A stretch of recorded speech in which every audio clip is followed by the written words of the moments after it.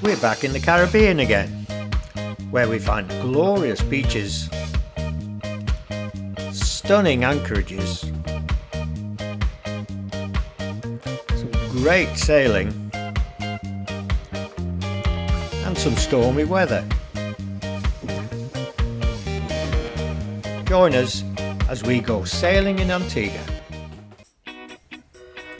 We arrived in Antigua a few days before we picked up our boat and stayed in a lovely Airbnb in Valley Church, from where we visited lovely beaches like Friars Beach and Cocoa Beach. We tried the beach bars such as Dennis's and the more upmarket Sheer Rocks. We had to try the local rotis at Petals and the Caribbean stew at Linda's, lovely. We took a bus to the capital, St John's, and saw the large cruise liners depositing their passengers, many who didn't seem to go beyond the tourist shops on the quay. But it was soon time to find our boat, a 2022 Dufour 412 that had just arrived from St Martin. It was soon on the jetty being readied, and we were on our way to spend the first night at anchor just outside the marina. We were up early the next morning and out into the channel, leaving Jolly Harbour.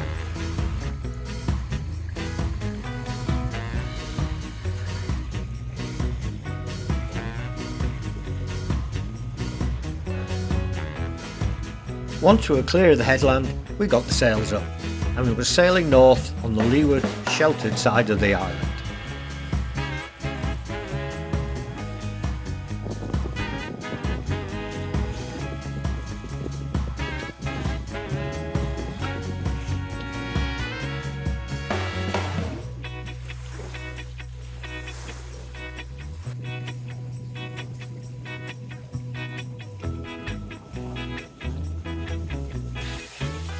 So first day away, we're leaving Antigua behind us, heading north, heading direct north and going to Barbuda. About a 6-hour sail. We're going to spend a couple of nights there, weather permitting. It's a little bit exposed, but we're bombing along here. It's about 7 knots. Very pleasant. So how's your first morning going? Fantastic.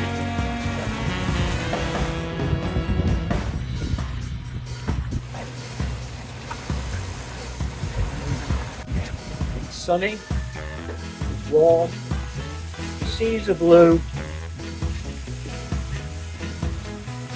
Great.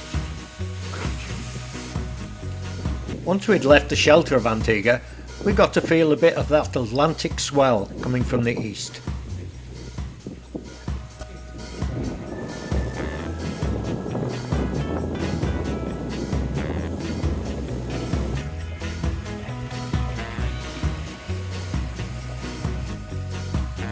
A few hours later, after a lovely sail, we could see the low-lying island of Barbuda, where we made our way carefully to the anchorage in Cocoa Bay.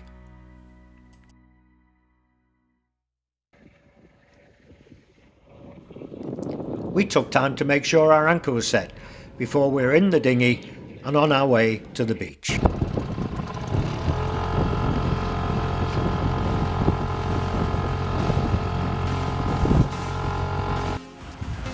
What a beach it is, even with the new developments going on nearby.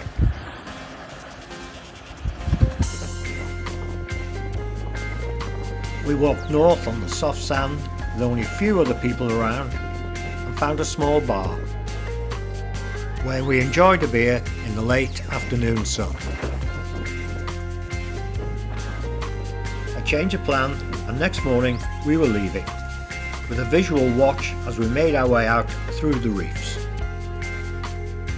The weather forecast had changed. The higher winds forecast at the end of the week were now forecast much sooner, and as Barbuda has little shelter, we headed back to Western Antigua.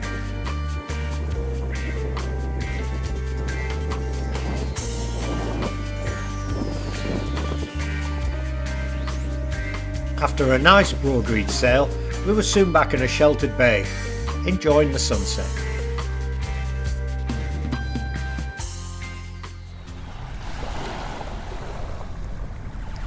Next morning, the breeze had got up a bit as we headed south, then southeast, heading towards Falmouth Harbour.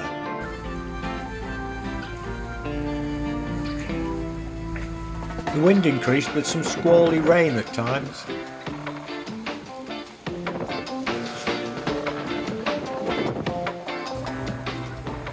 Arabic sailing!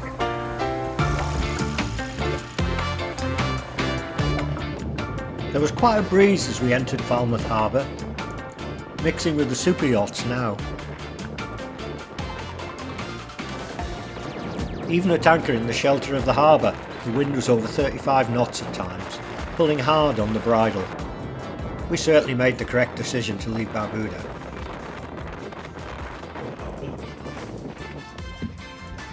The wind dropped a bit in the evening, and some people got their toys out.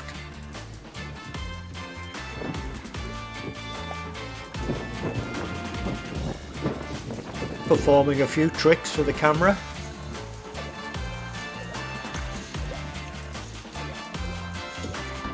And not always pulling it off.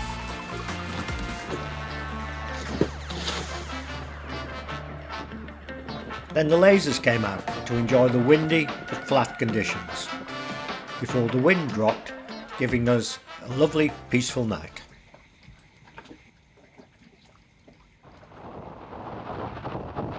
The wind got back up in the morning as we headed to the yacht club and tied up on the dinghy jetty.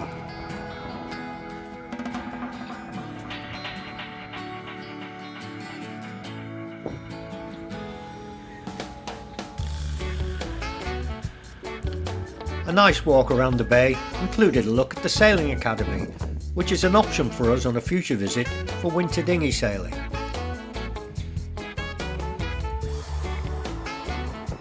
The prestigious Antigua Yacht Club caters for the super yachts, but also caters well for dinghy sailors. You're in Antigua Yacht Club and you're on your phone, but you're looking for dinner, aren't you? That's right. We then went across to Nelson's Dockyard in English Harbour, part of Antigua National Park. Its origins date back to 1745. It was a perfect harbour for Nelson to shelter from the wind and from the French. Now restored, it's a lovely place to visit.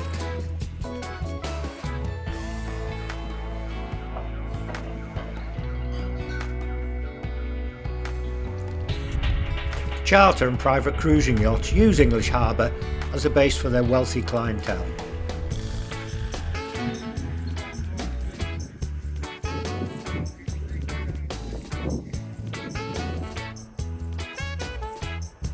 What a contrast to these guys, who've just arrived after rowing across the Atlantic, now emptying their boats, including the dried food that made up their diet.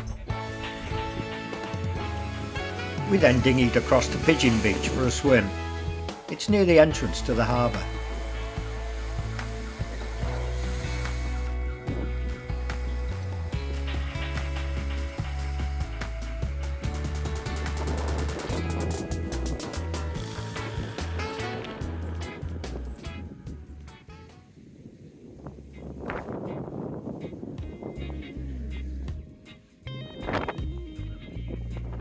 Next day we took the road up the hill to Shirley Heights, an old English fort and lookout post. The lookout post has now been restored, and what a view!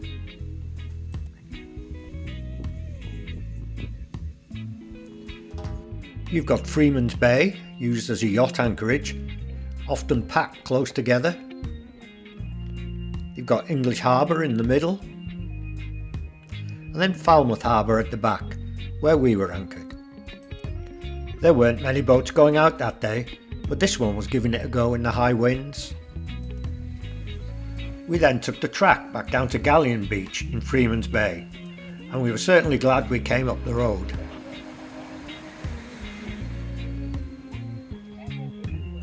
A steep walk down and a steep walk up. Glad we brought some water. Then it's time for lunch.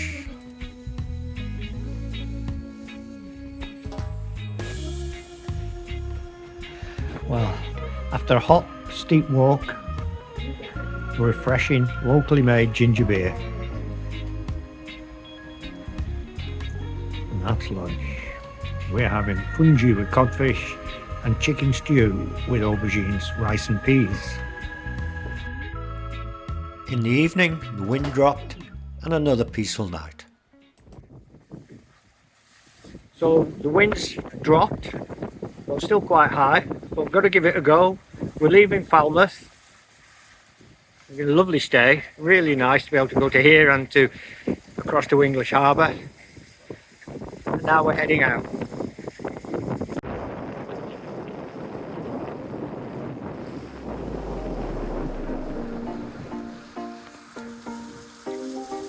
Once outside the harbour, we soon found the swell caused by the wind of the last few days, causing us, and others, to surf along at times.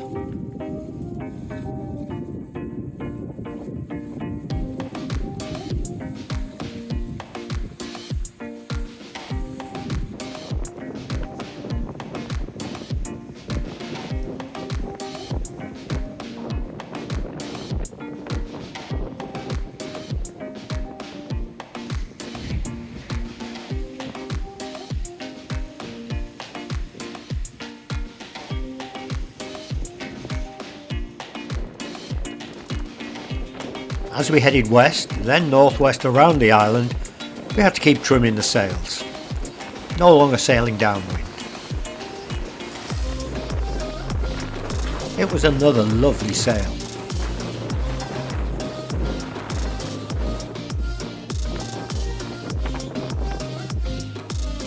Our destination was Deep Bay, which is near the capital, St. John's. It was still breezy, but the water was flat.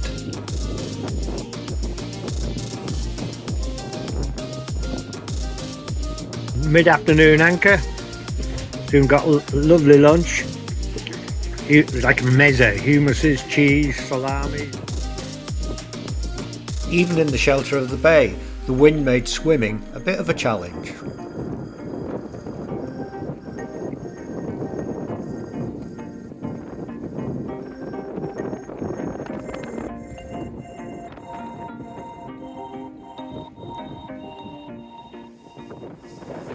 The next morning it was still breezy, but the forecast was for it to drop, as we headed for the north coast and the Boom Channel. Initially it was a bit bumpy, but soon settled as we got behind the shelter of the reef and Long Island.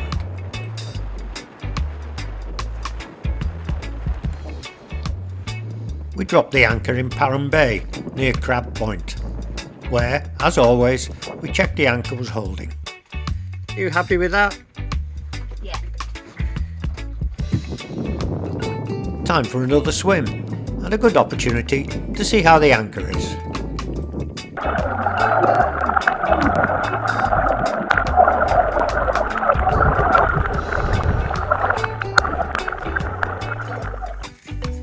One of the many good features of this boat is the gas grill at the stern.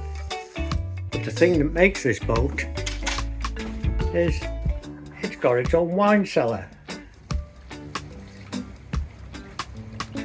Next morning the wind had actually dropped as we headed across to Great Bird Island, approaching very carefully because of the reefs in the area. It was a great spot.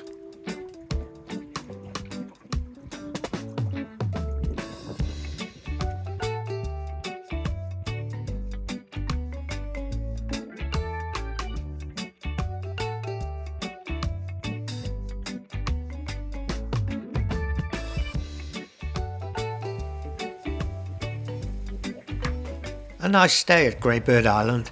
Now we were off around the island anti-clockwise towards the west coast again.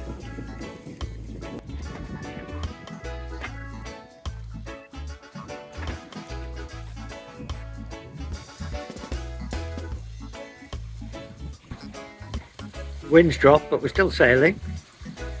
Doing about 4.5 knots downwind, both sails up, and going past Dickinson Bay. It's a sandals resort. We pulled into the large bay known as Five Islands Harbour, and we anchored off the Heritage Hotel for the night. The next morning we had heavy rain and no wind, but the rain soon lifted and we had a bit of a breeze as we continued anti-clockwise, aiming for Green Island. Then out of nowhere the wind came, and then the rain and some stormy conditions.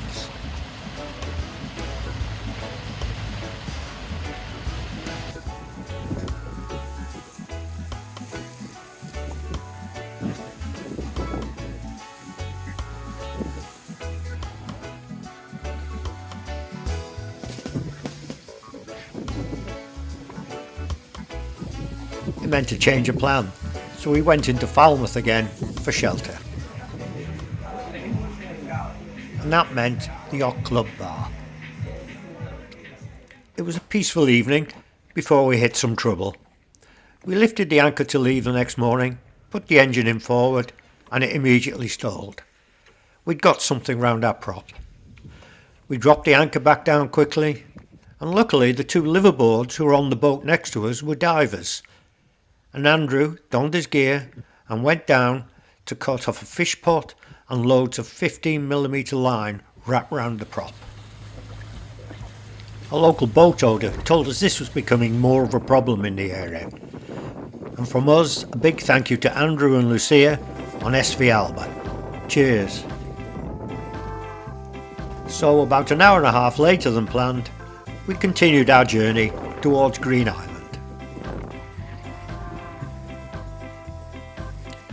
We passed up by Green Island, past Ricketts Harbour, and we waited for a motor yacht to come through the narrow channel, and then went through to Nonsuch Bay, and were anchored down in Browns Bay, a lovely anchorage.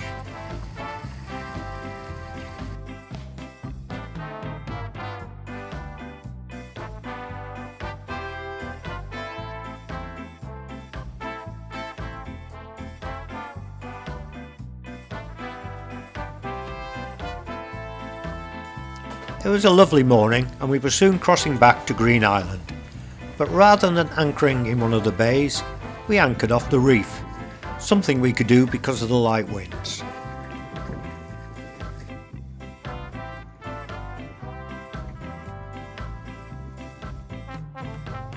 It's a terrific location, but care is needed because of the reefs that are there purely to trap boaters.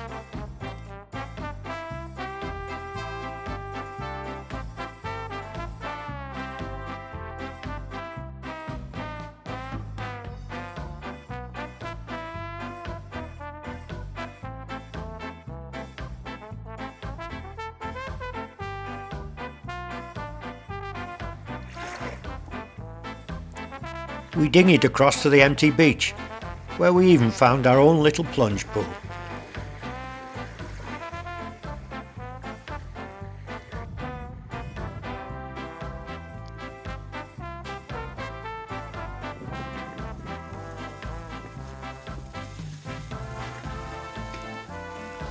Pork steaks on the barbecue, followed by a lovely sunset swim.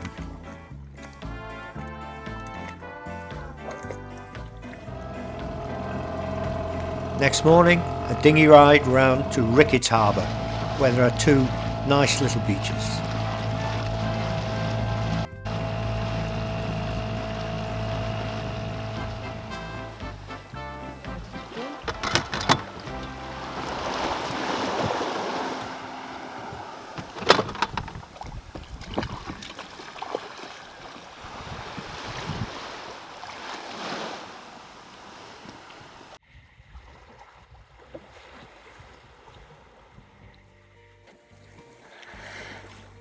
A nice swim and a snorkel, all on our own.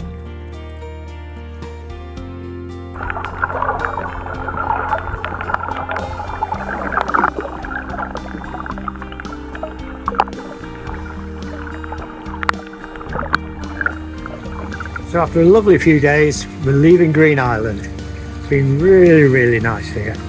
Lucky to be here with some little wind, so we could sit on the reef like we did. Lots of other boats got the same idea.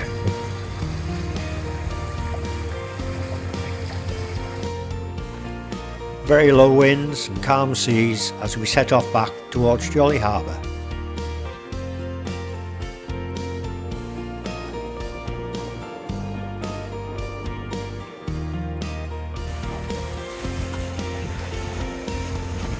Last trip, we thought we'd be motoring, but we got out here and there's a wind and it's brought a big smile to someone's face. Not everyone was so happy. A yacht had gone aground on the rocks off Willoughby Bay. We'd heard the Mayday calls the day before. No one was hurt, thankfully.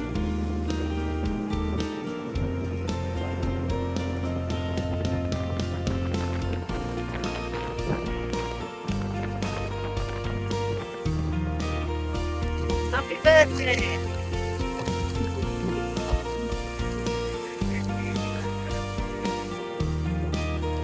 Outside of Falmouth, 2 clipper ships were anchored, plenty of visitors being taxied to shore. We had a lovely sail back, where we anchored just outside Jolly Harbour for the night, and then took the boat back into the marina the next morning. A memorable way to spend my 70th birthday. We loved it.